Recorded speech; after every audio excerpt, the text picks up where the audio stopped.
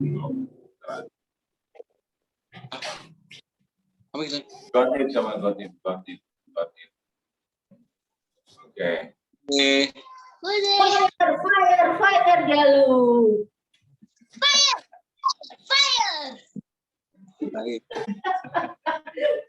Kemarin DST dia fire kamar samping.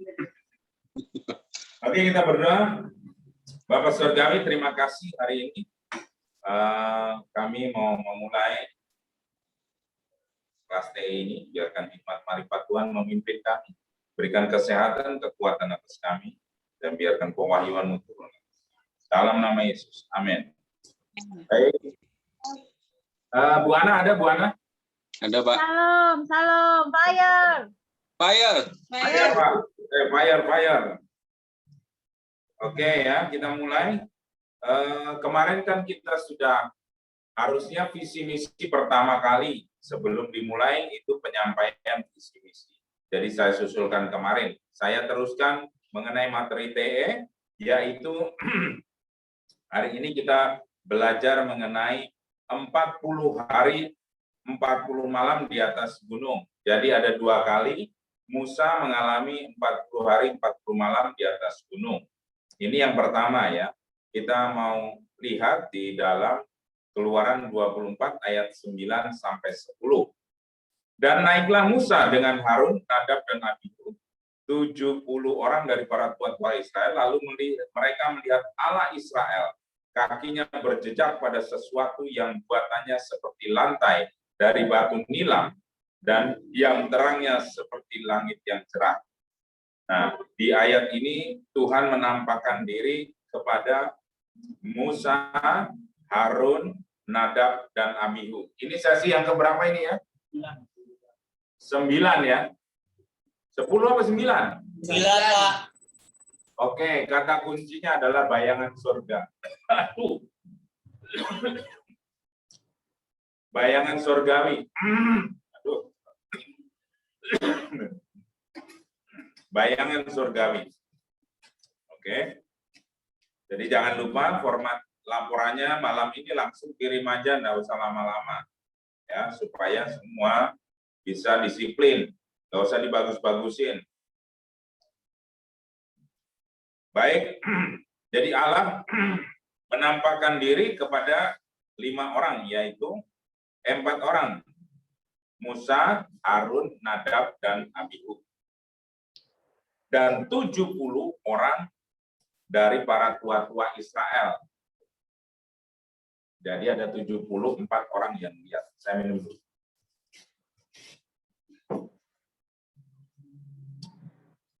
Ini ingat Keluaran 24 ayat 9 sampai 10. Ingat bahwa peristiwa di Gunung Sinai ini juga merupakan lambang daripada Pentakosta.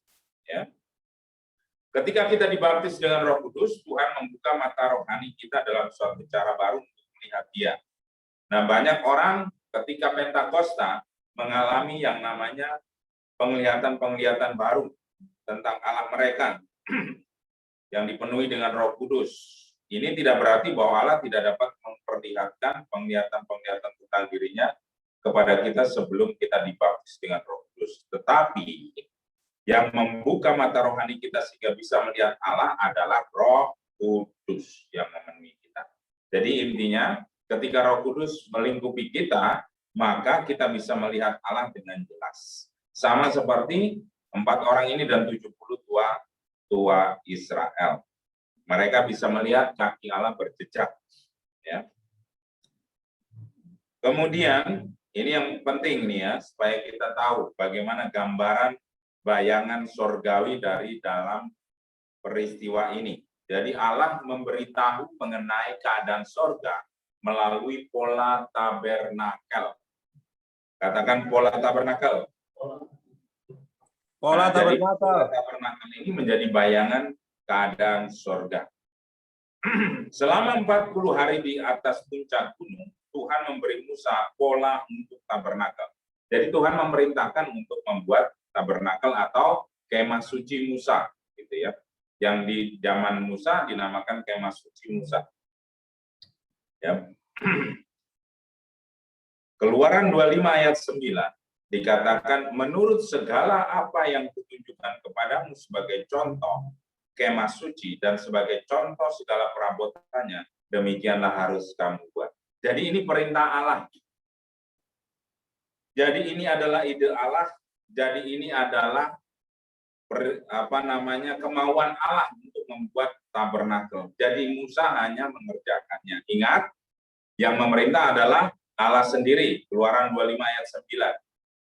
Jadi dia menunjukkan ini letaknya begini, ukurannya begini, terus bahan-bahannya begini, perabotannya begini, ya, di luar ada kolam pembasuhan, di dalam ada ruang suci, ada ruang maha suci, ada pelataran, itu yang memerintahkan Allah sendiri.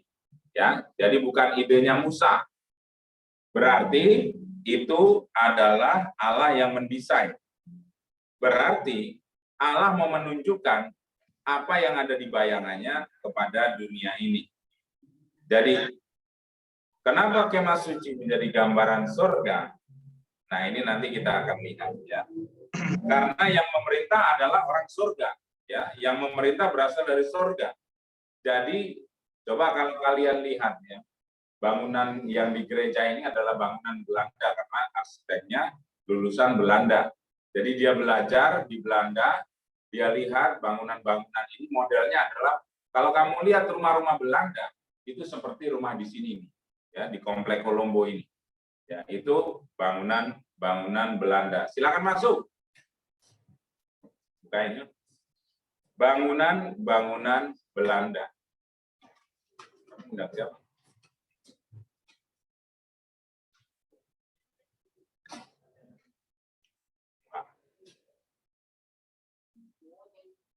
Devita Lore. Oke, selamat datang Devita. Ya.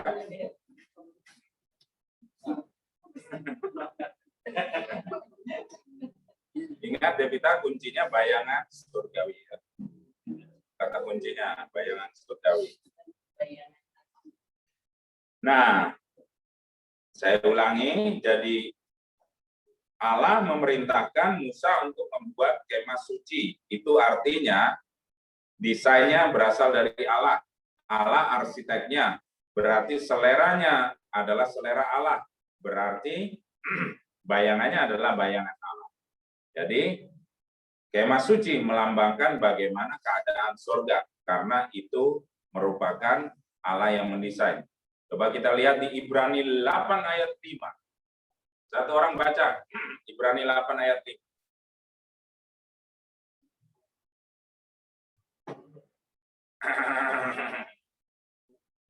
Ibrani 8 ayat 5.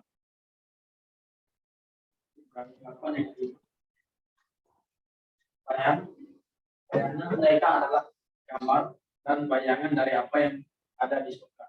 Sama seperti yang diberitahukan oleh Musa ketika ia hendak mendirikan rumah. Ingatlah demikian firman-Nya, bahwa engkau membuat Nah, jadi ini merupakan suatu bukti bahwa adalah gambaran dan bayangan dari apa yang ada di surga, sama seperti yang diberitakan kepada Musa untuk membangun yang namanya tabernakel atau kemah suci. Jadi kalian nggak usah susah-susah membayangkan surga. Surga itu dilambangkan sebagai kemah suci. Ada 3 tempat di dalam kemah suci Musa, ya. Apa? Yang pertama adalah pelataran, ya.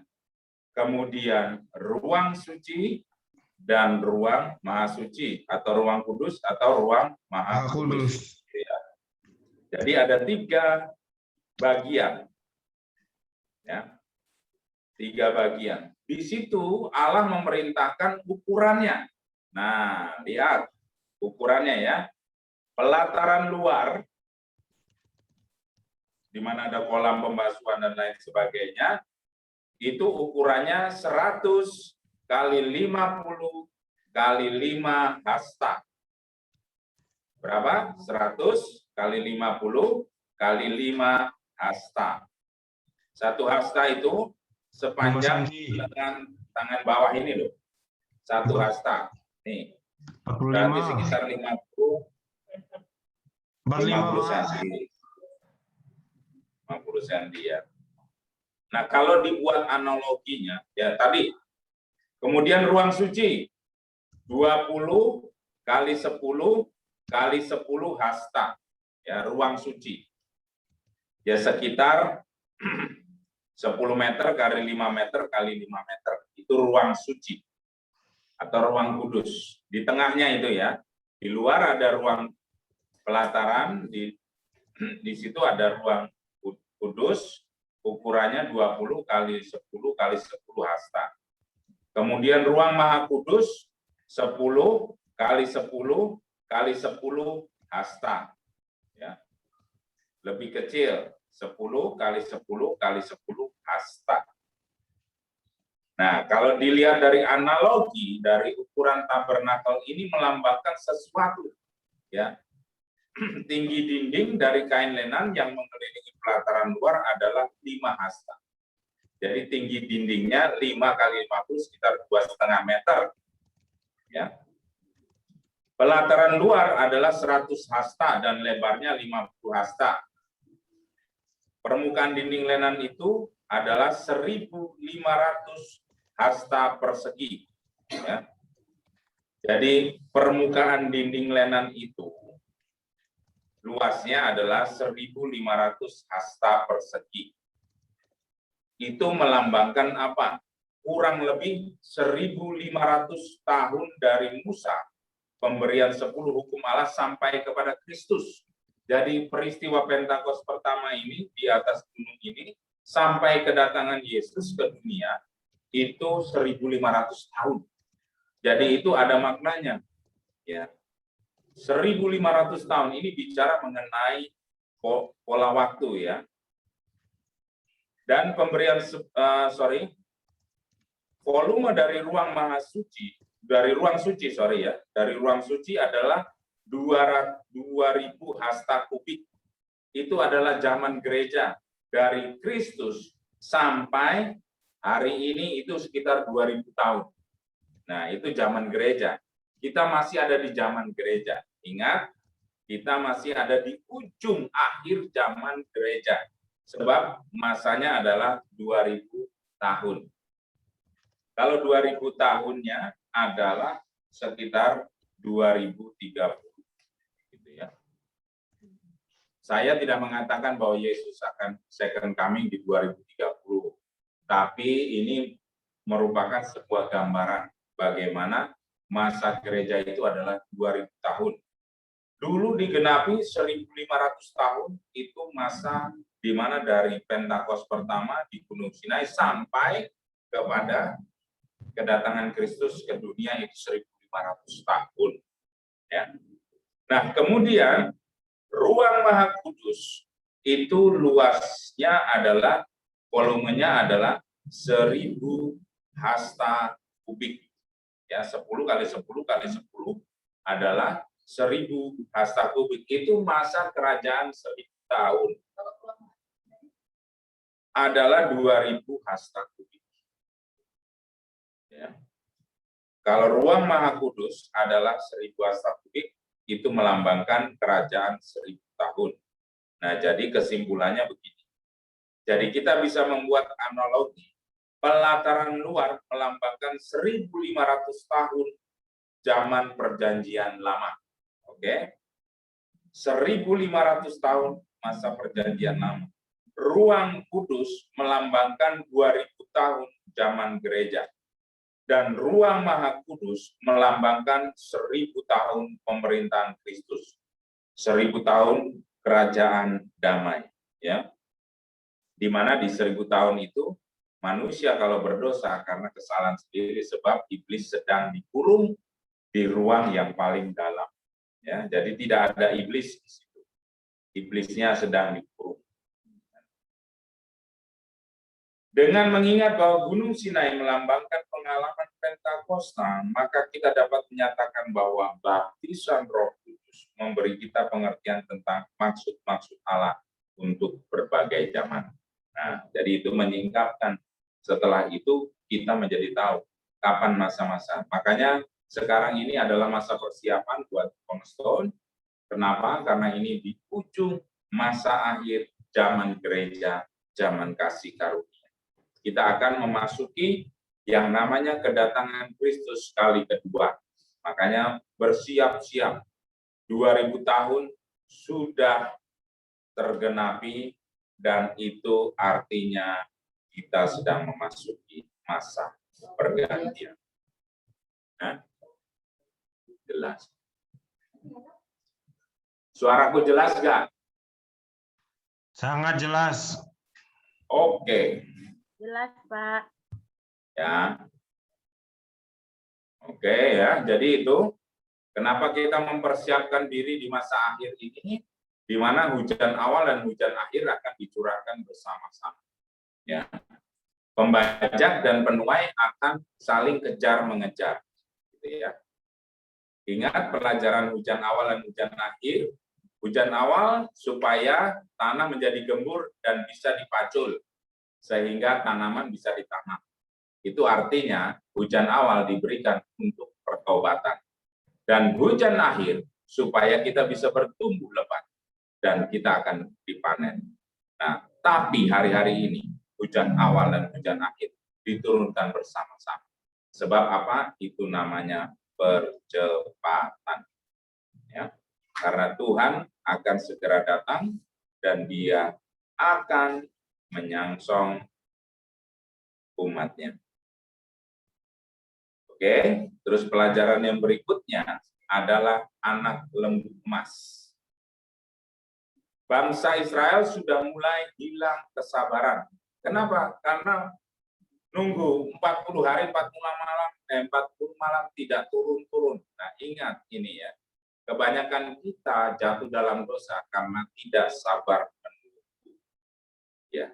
Keluaran 32 ayat 1, ketika bangsa itu melihat bahwa Musa mengundurkan turun dari gunung, maka berkumpullah mereka mengerumuni Harun dan berkata kepadanya, "Mari, buatlah untuk kami Allah yang akan berjalan di depan kami, sebab Musa ini orang yang telah memimpin kami keluar dari tanah Mesir, kami tidak tahu apa yang terjadi dengan dia."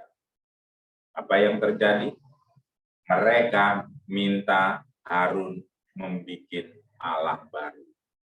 Oh, inilah yang namanya Israel. Sudah diberi berkat, sudah ditunjukkan mujizat, masih suka selingkuh. Ya, pengen Allah ciptaan mereka sendiri. Nah, Harun menyerah kepada tekanan orang-orang Israel dan membuat sebuah patung anak lembu emas. Lalu menyatakan bahwa dewa palsu inilah yang telah membawa mereka keluar dari. Ingat, siapa yang memimpin? Harun. Harun itu kakaknya Musa. Tapi dia kalah sama tekanan orang-orang Israel. Harusnya Harun itu adalah seorang nabi Allah dan asisten Musa.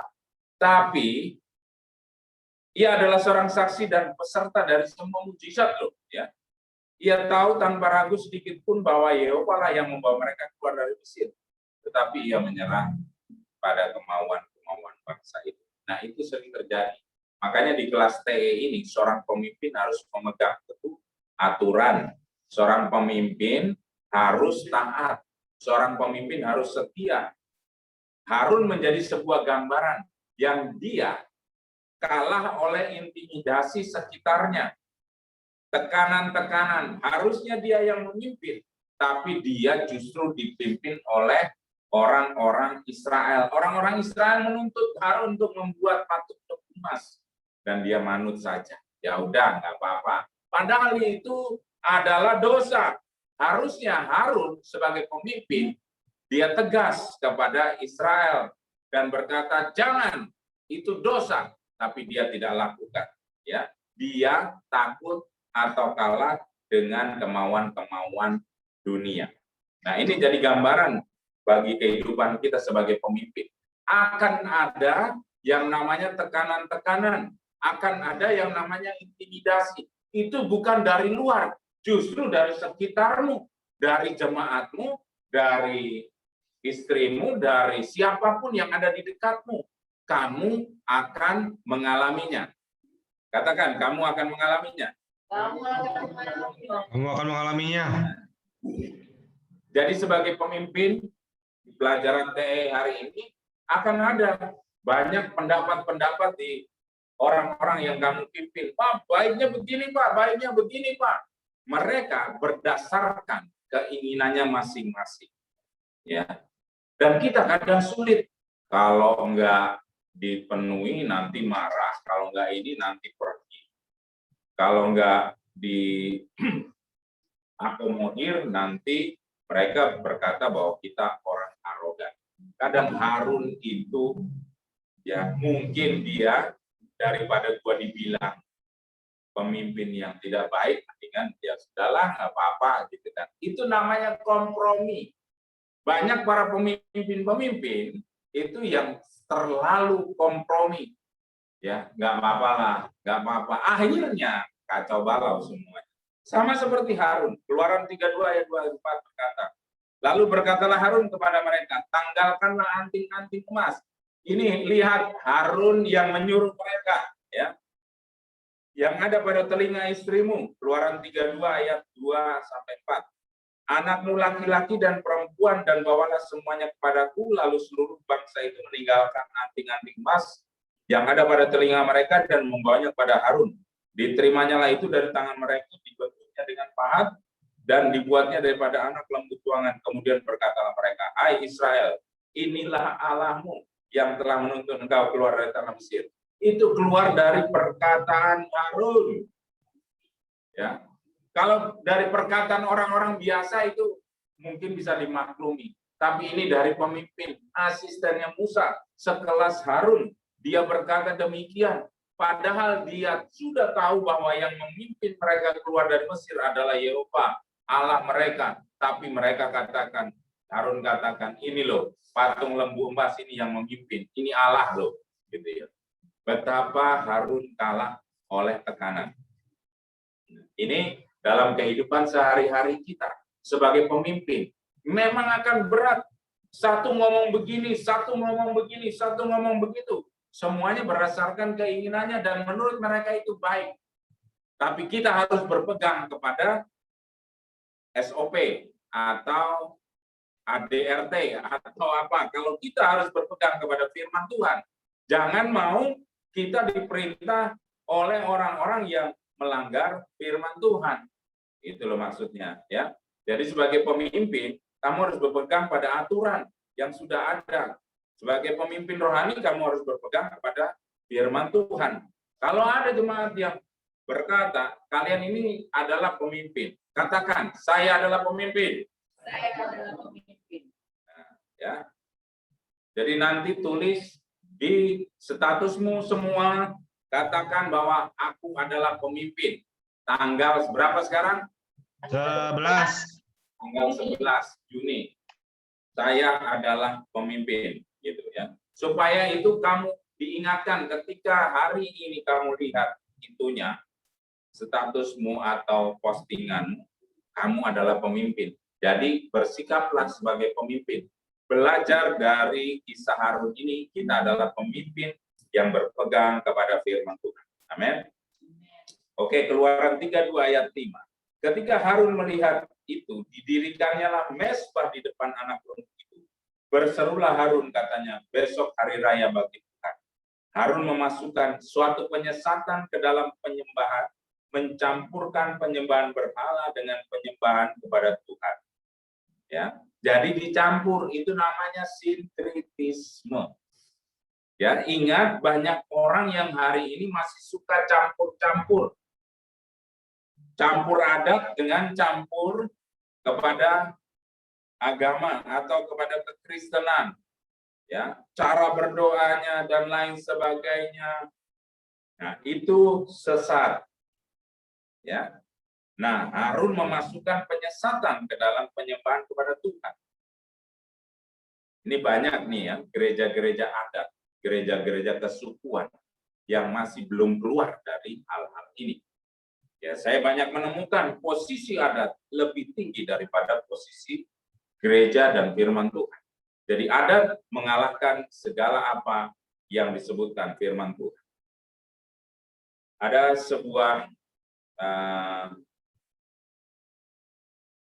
ini ya.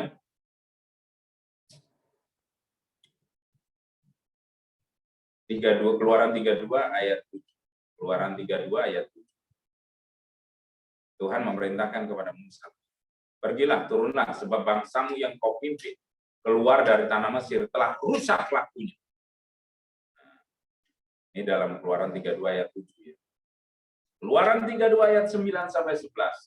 Tuhan memberitahu Musa bahwa ia akan membinasakan bangsa Israel dan Musa akan dijadikan satu bangsa. Jadi skenario-nya Allah adalah semuanya itu dimusnahkan semua.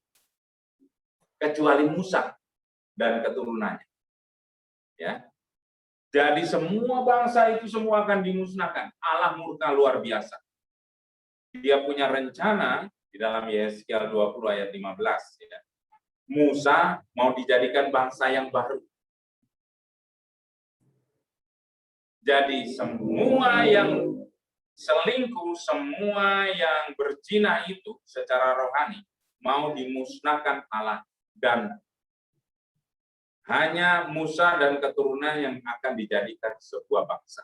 Jadi bangsa yang baru bukan bangsa Israel namanya, tapi bangsa Musa. Gitu ya.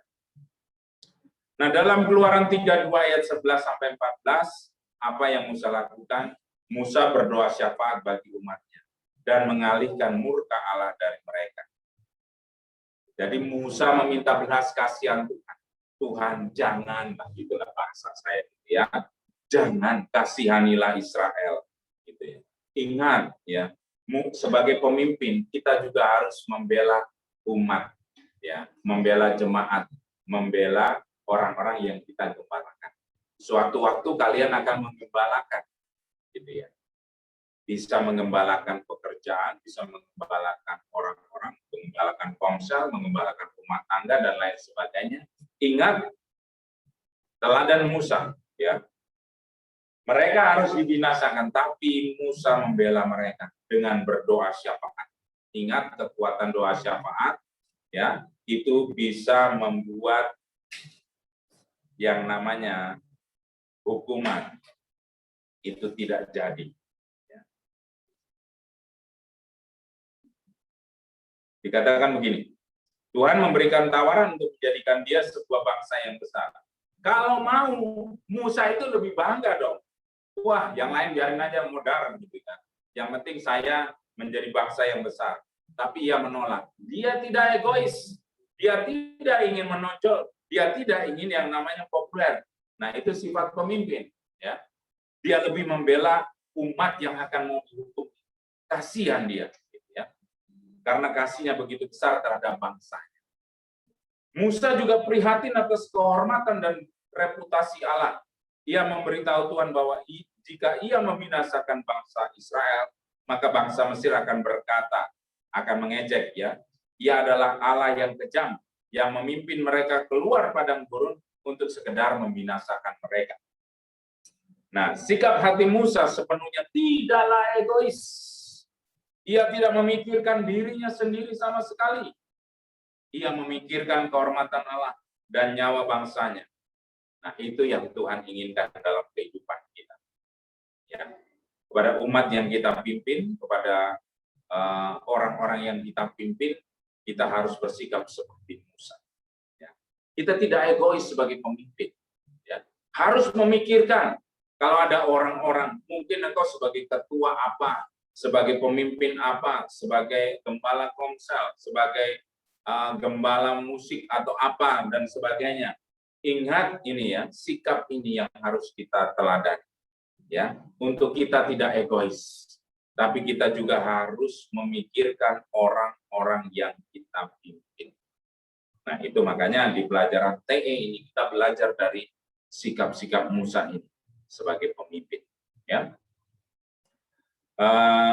Di kelas yang lain ada sebuah pembentukan, kita ada sebuah PR yang berkata begini, atau tugas yang saya harus buat. Ketika kamu hari ini berangkat dari visi yang sama, misi yang sama, kamu harus melahirkan pemimpin-pemimpin baru. Itu sudah mutlak. Jadi TE sebagai salah satu cara untuk melahirkan pemimpin-pemimpin baru yang berkualitas. Tidak ada pemimpin yang hanya lahir langsung jadi pemimpin. Itu 1 juta banding 1. Semua pemimpin harus dibentuk dulu. Harus mengalami pembentukan dulu. Ya. Sama seperti Musa kan, dipanggil, dipilih, dan setia. Tidak seujuk-ujuk kemudian lahir ceprot, langsung dia diangkat jadi pemimpin. Enggak. Tapi harus dibentuk dulu. Sampai kemudian dia layak dan akhirnya dia bisa memimpin. Nah, itulah ya. Jadi tugas saya adalah melahirkan pemimpin-pemimpin baru. Makanya minggu depan akan ada perombakan di dalam gereja ini dan kita akan sama-sama masuk kepada musim yang baru, ya, manajemen yang baru dan arah supaya kita lebih terarah kepada visi misi gereja yang sudah ditetapkan. Oke, jadi siapa mengerjakan apa, kita harus tahu. Semua harus terlibat. Dan semua harus melahirkan pemimpin-pemimpin. Dan semua harus memuridkan. Itu rencananya yang ke depan buat gereja Cornerstone. Ya. Kemudian, nah setelah Musa turun, apa yang terjadi? Ketika Musa turun dari bukit dan melihat apa yang dilakukan oleh bangsanya, ia memecahkan loh batu. Jadi ada hukum Taurat tadi, 10 hukum Taurat, itu dipecahkan. Dia ngamuk. Keluaran 32 ayat 19. Lalu ia membakar patung anak lembu emas tersebut dan menggilingnya sampai halus, menaburkannya di air, dan orang Israel disuruh meminumnya. Nah, jadi Musa sangat jengkel, dia malu sama Allah atas perbuatan orang-orang Israel yang dipimpinnya. Dia bakar patung lembu emas, digiling sampai dicacah sampai halus, ditaburkan di air, orang Israel suruh minum. Keluaran 32 ayat 20. Ya. Lalu dia menghampiri Harun dan dia tanya, apakah yang dilakukan bangsa ini kepadamu sehingga engkau mendatangkan dosa yang sebesar itu kepada mereka? Keluaran 31 ayat 21, ya, berkata demikian, ya. Nah, ketimbang menerima tanggung jawab atas tindakan-tindakannya, Harun malah menyalahkan bangsa Israel. Ingat tadi apa yang dikatakan di dalam Keluaran 32 ayat 5, dikatakan itu Harun yang memerintah sebenarnya, ya. Tapi dia sering lempar tanggung jawab. Harun malah menyalahkan bangsa Israel dan berkata dalam Keluaran 32 ayat 22 sampai 24, janganlah bangkit amarah Tuanku. Engkau sendiri tahu bahwa bangsa ini jahat semata-mata. Mereka berkata kepadaku, buatlah untuk kami Allah yang akan berjalan di depan kami. Sebab Musa ini orang yang memimpin keluar dari tanah Mesir, kami tidak tahu apa yang terjadi dengan dia. Lalu aku berkata kepada mereka, siapa yang mempunyai emas haruslah menanggalkannya. Mereka memberikannya kepadaku, dan aku melemparkannya ke dalam api, dan keluarlah anak lembu itu. Lihat, Harun berbohong. Dikatakan suruh melempar ke dalam api, lalu tiba-tiba keluarlah anak lembu emas ini. Padahal tadi dikatakan, ya, dikatakan di 32 ayat 2 sampai 4, dibuatnyalah daripadanya anak lembu tuangan, ya, dibentuknya dengan pahat. Berarti bukan itu keluar dari api dari patung lembu, bukan, tapi dikerjain dulu dan Harun yang mengerjakannya. Berarti dia harusnya tahu, gitu ya. Nah, karena saking takutnya, lebih baik kita berbohong aja. Ya. Nah, itu pemimpin yang gagal, ya. Demi keamanan dia berbohong. Ya.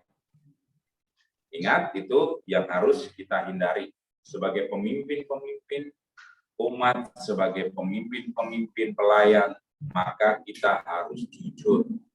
Nah, itu nilainya. Ya. Harun tadi berbohong, katanya Bim Salabim keluar dari dalam api, lalu keluarlah anak pembumi. Tapi yang sebenarnya adalah dipahat dan dituang dan dibentuk oleh Harun. Nah, Harun berbohong kepada Musa dan berkata bahwa ia telah melemparkan emas yang telah dikumpulkan ke dalam api, muncul itu. Gitu ya. Keluaran 32 ayat 4, diterimanya lah itu dari tangan mereka, dibentuknya lah dengan pahat. Nah, itulah kebohongan yang harus. Nah, kita tidak boleh seperti itu. Ya. Makanya kita harus hidup jujur. Ya. Orang jujur itu akan membuat jalan-jalannya aman.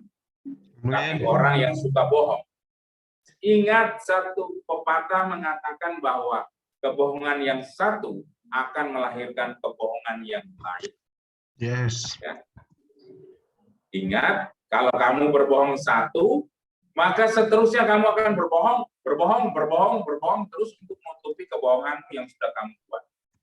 Nah, itu menyiksa sekali. Paling enak jadi orang apa adanya. Jujur. Salah. Dia tidak ada beban. Makanya di kelas TE ini kita diajar sebagai pemimpin yang jujur ya, dan berpegang kepada kebenaran. Sebab kalau kita gelap di area itu, maka area-area yang lain pun akan menjadi gelap. Selamanya akan gelap, tidak ada terang. Nah, ingat, jam berapa ini? 19:41. 20 menit lagi, masih cukup. Suku Lewi menanggapi panggilan Allah. Nah, jadi Israel itu dihukum Allah. Lalu Musa berdiri di pintu gerbang perkemahan dan berkata begini kepada Israel, siapa yang memihak kepada Tuhan? Lalu suku Lewi menanggapi panggilan tersebut dan memihak kepada Tuhan. Kesebelah suku lainnya tidak memilih untuk memihak kepada Tuhan. Bayangin ya. Ketika Musa katakan siapa yang mau bertobat gitu ya. Cuma suku Lewi yang menanggapi panggilan itu. Nah, Keluaran 32 ayat 26, maka berdirilah Musa di pintu gerbang itu dan berkata, siapa yang memihak kepada Tuhan, datanglah kepadaku. Lalu berkumpullah kepadanya seluruh Bani Lewi. Nah, harga keputusan untuk memihak kepada Tuhan adalah suku Lewi harus membunuh saudara-saudaranya dari suku lainnya. Ya. Keluaran 32 ayat 27-28, berkatalah ia kepada mereka. Beginilah firman Tuhan, Allah Israel. Baiklah kamu masing-masing mengikatkan pedangnya pada pinggangnya, dan berjalanlah kian kemari melalui perkemahan itu dari pintu gerbang ke pintu gerbang, dan biarlah masing-masing membunuh saudaranya dan temannya dan tetangganya. Bani Lewi melakukan seperti yang dikatakan Musa, dan pada hari itu tewaslah 3.000 orang dari bangsa itu. Keputusan inilah yang membuat Tuhan menyerahkan keimamatan kepada suku Lewi. Nah, jadi sejarahnya Imam Lewi adalah itu. Ya, karena dia mau bertobat dan memihak kepada Allah, makanya itu privilege diberikan kepada suku Lewi dan dia fungsinya keimamatan gitu ya. Nah, setiap orang percaya akan diuji di bidang ini.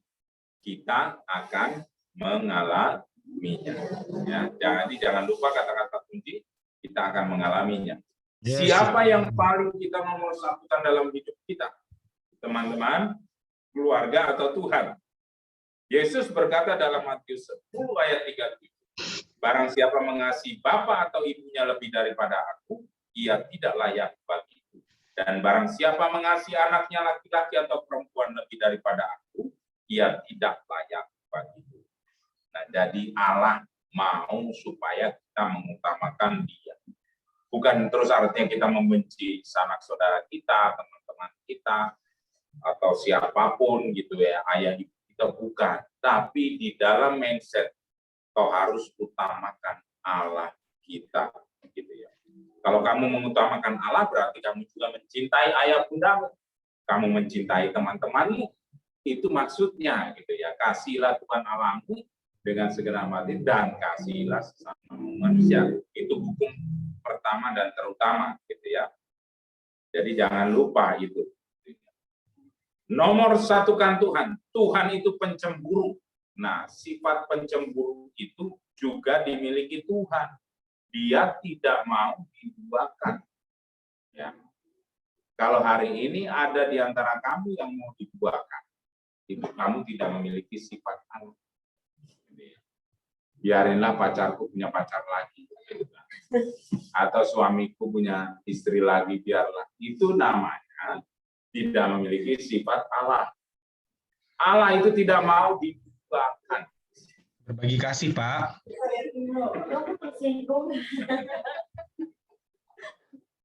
Ya. Berbagi kasih itu Pak namanya. Amin. Oke.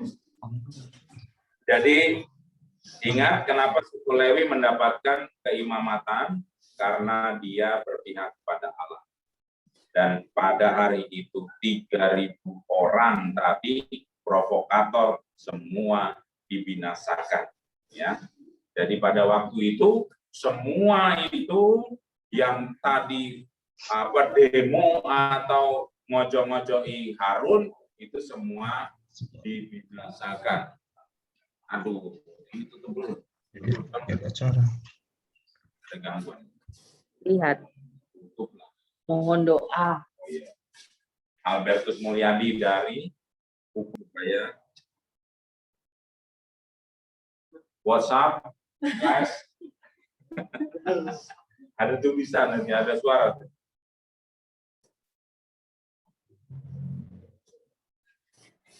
Lanjut Pak, 14 menit lagi.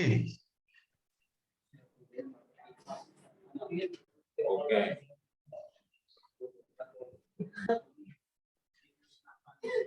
Oke ya.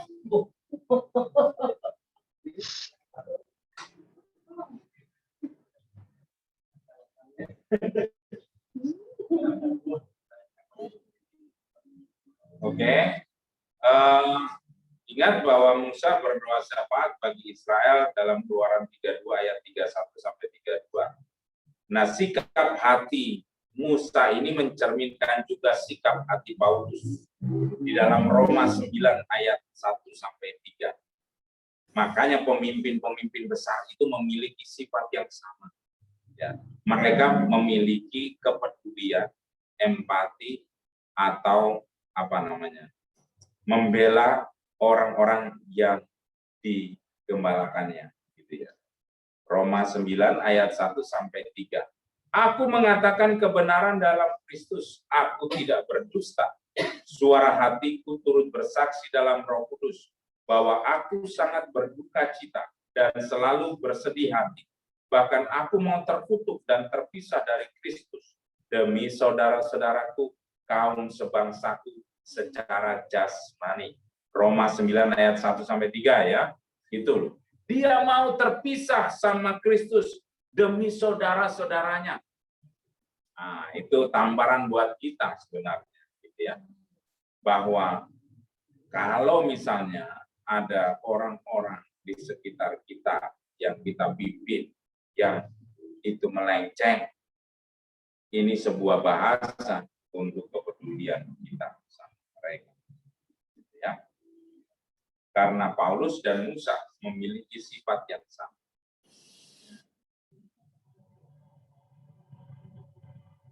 Para pemimpin sejati pasti berdoa syafaat kepada Allah bagi umat mereka, bahkan ketika mereka memberontak sekalipun.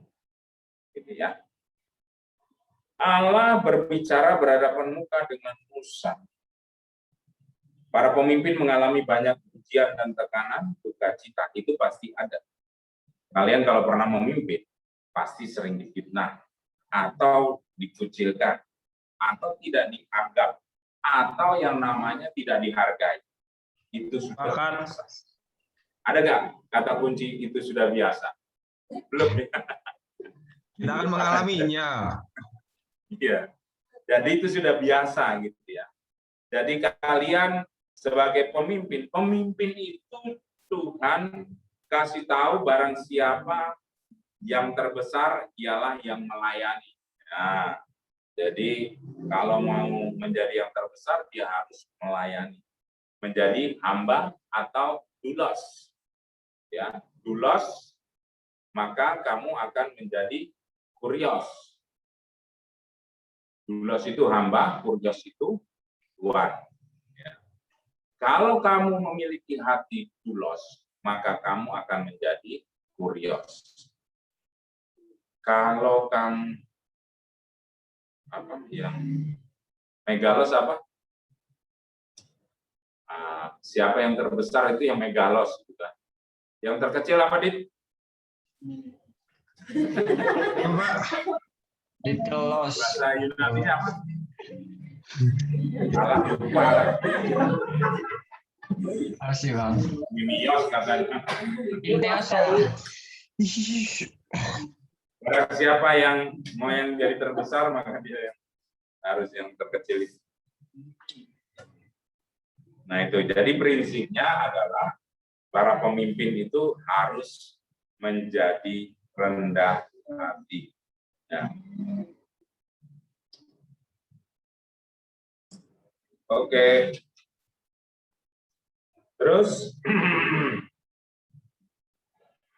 periode 40 hari 40 malam kedua. Kan tadi loh batunya udah dipecahin tuh ya.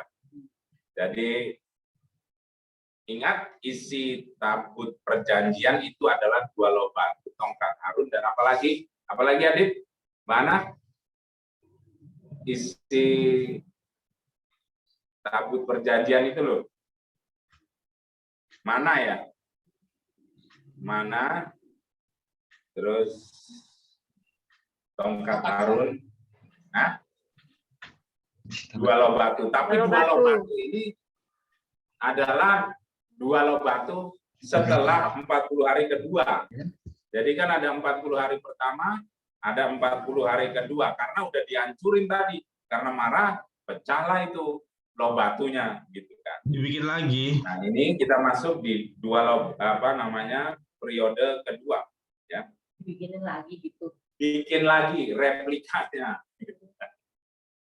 Musa melewati periode kedua dari 40 hari 40 malam di atas gunung dia bersama Allah. Nah, dalam Keluaran 34 Tuhan menggambarkan dirinya sendiri kepada Musa. Lihat bagaimana Allah menggambarkan dirinya kepada Musa. Cara Yehova melukiskan dirinya kepada Musa memperlihatkan kita 5 cara bagaimana Tuhan ingin dikenal. Ini penting ya. Tuhan ingin dikenal bagaimana? Ya, yang pertama adalah Allah penuh belas kasihan. Nah, dari kitab Keluaran 34 ini ya. Allah itu ingin dikenal dengan Allah yang penuh belas kasihan. Yang kedua, Allah murah hati. Nah, supaya kita punya visi serupa seperti Kristus sampai tinggal kalian siapa dia. Nah, ini sifat-sifat Allah ini, ya. Allah penuh belas kasihan. Kalau kamu tidak penuh belas kasihan, maka jangan bilang kamu ini memiliki sifat Allah. Ya. Yang kedua, Allah murah hati. Kalau kita pelit, ya, ngirit buat diri kita enggak apa-apa, tapi kita lom buat orang lain. Allah murah hati. Kemarin saya ke Surabaya bawa rantang juga. Supaya nggak jajan ngirit di jalan gitu. Bawa rice cooker, bawa heater, bawa apa. Jadi kita makannya Indomie, makan telur, makan apa. Kenapa? Karena biayanya besar loh untuk makan kalau di jalan. Gitu kan. Nah, nggak apa-apa begitu. Gitu kan. Tapi kita bisa artinya memanfaatkan berkat Tuhan untuk melayani, untuk menabur dan lain sebagainya. Jadi yang pertama Allah penuh belas kasihan, yang kedua Allah murah hati, yang ketiga Allah panjang sabar. Nah, sabar itu bicara mengenai kemarin apa? Anemeno, terus ekdekomai, Terus aku pendukung main. Oke ya. Kemudian yang keempat, Allah berlimpah dalam kebaikan. Yang kelima, Allah berlimpah dalam kebenaran. Ya, jadi itu 5 sifat Allah yang ingin dikenal oleh Musa. Maksud saya, Allah ingin supaya Musa mengenal dia melalui 5 sifat ini, yaitu penuh belas kasihan, murah hati, panjang sabar, berlimpah dalam kebaikan, dan berlimpah dalam kebenaran. Kebaikan berarti tidak mampu melakukan yang jahat. Ya. Kebaikan berarti tidak mampu melakukan yang jahat. Kalau kamu baik berarti kamu tidak jahat. Ya enggak?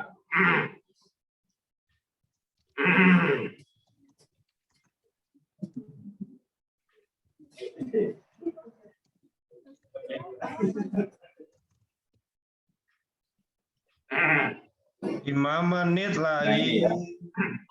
Apa? 5 menit lagi. Berapa menit? Dari Surabaya. 4 menit. Oke, kita tutup dengan ini ya. Ini yang paling penting. Namun penting untuk kita sadari bahwa hal pertama yang Allah ingin manusia ketahui tentang dirinya adalah ia penuh belas kasihan. Hanya penguasa negara monarki dan kepala negara bagian yang dapat menunjukkan belas kasihan kepada orang yang dihukum dengan mengampuni mereka, yaitu memberi gerasi.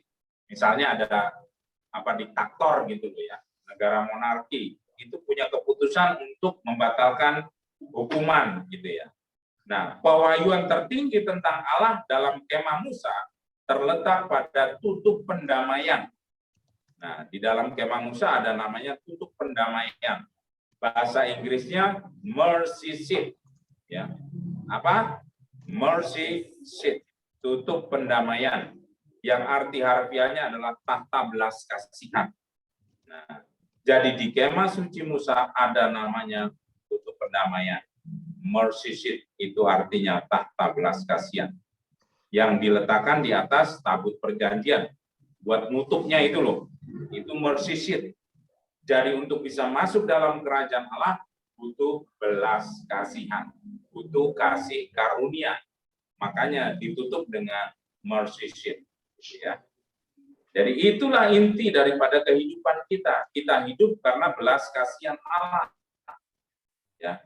Kita membaca dalam Keluaran 25 ayat 22. Dan di sanalah aku bertemu dengan engkau. Dan dari atas tutup pendamaian itu, dari antara kedua kerub yang di atas tabut itu, aku berbicara dengan engkau tentang segala sesuatu yang diperintahkan kepadamu untuk disampaikan kepada orang Israel.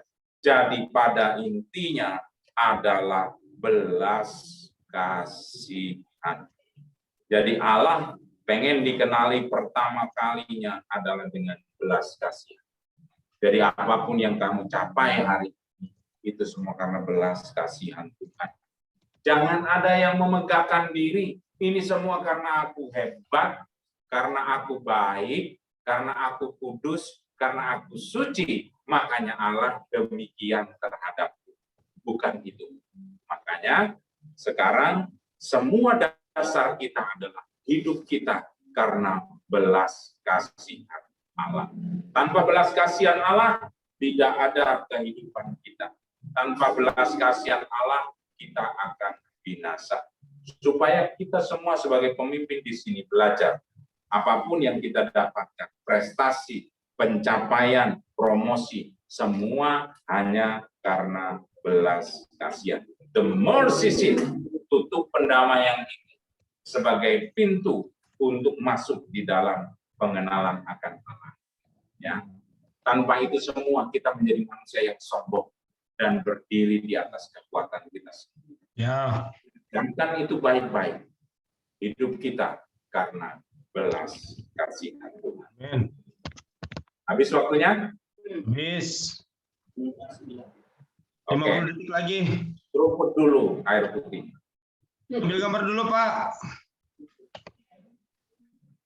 Ada pertanyaan? Ambil gambar.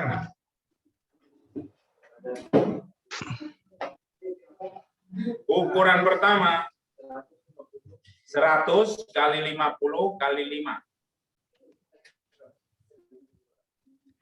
Apa? 2000. 100 kali 50 kali 5. 2.500. Oh, volume. Enggak, yang mana dulu kamu? Yang mana dulu? Pelataran luar ukurannya 100 kali 50 kali 5. Hasta. Panjang pelataran luar adalah 100 hasta, lebarnya 50 hasta. Permukaan dinding tenan itu 1.500 hasta, asalnya dari 100 tambah 100 tambah 50 tambah 50 kali 5, tingginya 5 itu. Jadi bukan dari 100 kali 50 kali 5. Ini ada Betari. Iya, betul. Jadi itu kan kain lenan yang nutupin itu loh. Nutupin itu kan kelilingnya gitu loh. Bukan lantainya. Tapi kelilingnya itu dikali 5 jadi 1.500. Pak, tanya Pak. Oi, ya. Yang ayat lembu emas tadi keluaran berapa ya Pak? Ayat lembu emas. Ayat Nggak lembu. dengar. Ayat yang tentang lembu emas tadi keluaran berapa Pak? Oh, sebentar. Keluaran 32. Yang lembu emas. Ya Pak. Yang utama. Keluaran 32 ayat 1 sampai 11. Oke. Sampai 14. Makasih, Pak. 14 ya. Lembu emas. Pak, take foto dulu. Oke. Jadi kata kuncinya adalah bayangan surgawi. Yang dimaksud bayangan surgawi adalah bahwa Tuhan itu apa-apa sudah kasih tahu sebenarnya. Ya. Mengenai kehidupan ke depan, Tuhan sudah kasih tahu. Jadi kita harus taat dan setia kepada Allah, maka kamu akan selamat. Kalau kita tidak manut sama Allah dan tidak mendapatkan pengertian, waktu Roh Kudus turun di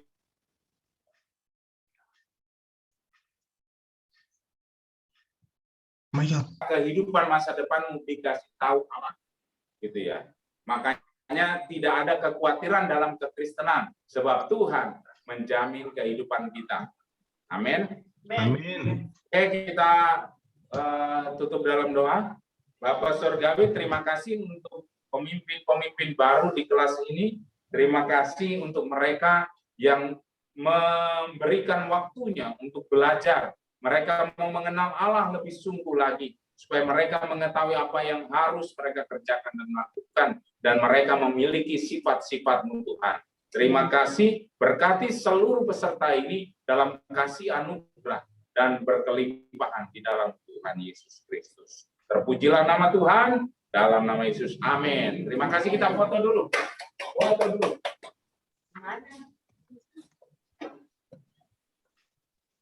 Tutup. Siapa yang foto? Adit? Adit. Dit. Apa siapa? Betari. Lihat yang sana aja yang jelas. Sudah? 1, 2, 3. Tunggu. Save dulu. Kok Betari gelap?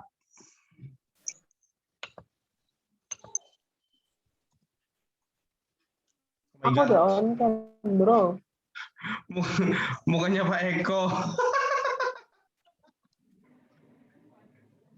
Tar. Satu. Udah belum? Woi. Belum, Pak. Iya, tunggu bentar, satu lagi. Siap, 1 and 2 ayam. 1.